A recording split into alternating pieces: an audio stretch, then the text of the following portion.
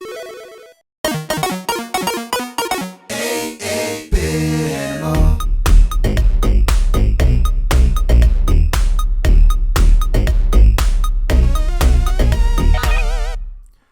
you doing, good people? This is the 8-bit animal. And okay, let me get comfortable in my creaky old chair. We've talked about a few games developed by Atlus and a couple published by Atlus. The two games that we talked about that were published by Atlus, Rockin' Cats and Wacky Races, were fantastic platformers with little cutesy mascot stuff going on. Today's game is also a little side-scrolling platformer developed and published by Atlus, and it features a cutesy little mascot guy. Problem is, this one ain't good.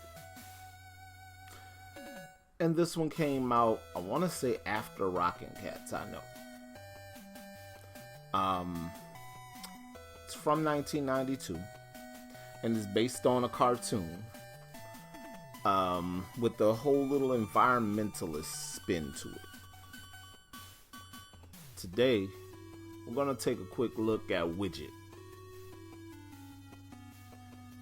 Now, a lot of y'all might not remember Widget. Widget was this little purple alien guy, had a cartoon called Widget the World Watcher. And the cartoon was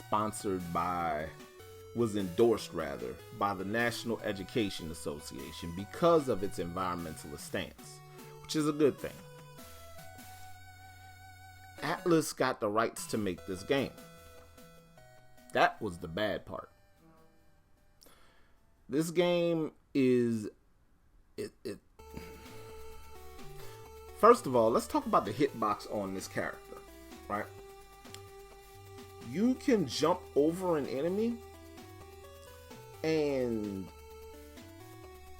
the hitbox stretches beyond your actual character sprite. So you'll take damage without actually making contact with the enemy. And you don't have any real recovery when you take a hit. Now let's talk about your character and his weapon, or lack thereof, because that little gun is weak. And it's weak through the entirety of the game. You can power it up, it's still weak. But one thing you do get, when you complete levels, you beat bosses, you get transformation abilities. The ability to turn into a golem, a bird, a mouse, which the mouse doesn't have an attack, and a cannon, which can't really move. It's weird.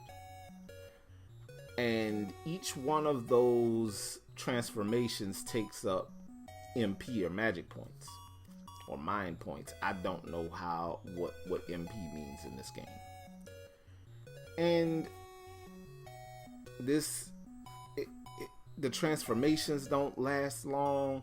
The only one that really does help you is the bird, though there are some points in stages where trying to maneuver is really difficult because of your character's hitbox and the amount of space you have to clear in like really narrow spaces.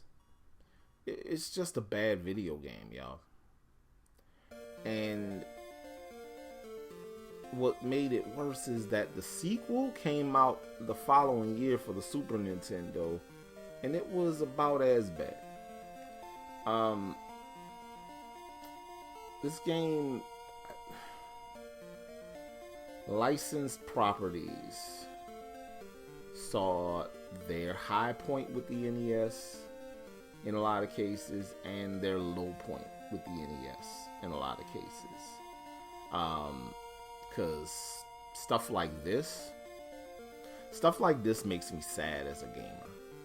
Makes me sad to be a retro gamer, somebody who loves the NES console generation.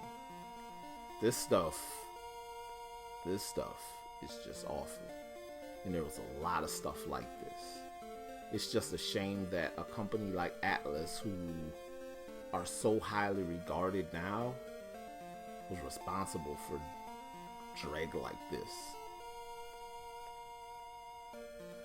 Now, let's say you decide you want a copy of Widget. Don't know why, but you want one.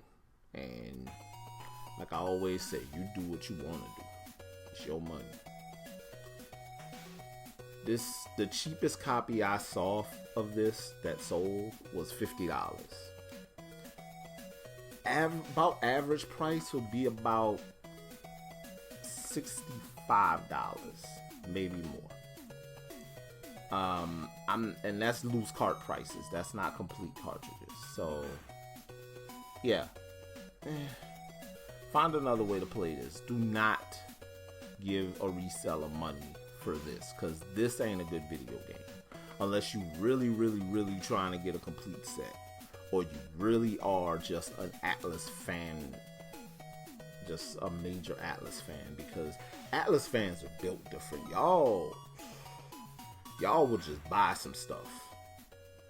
Games are absolutely dreadful, but you treat it like sneakerheads when the Space Jams get re-released, or the Cool Gray 11s. It's ridiculous, bro. Do better. But this has been the 8-Bit Animal, and I'll catch you beautiful people tomorrow.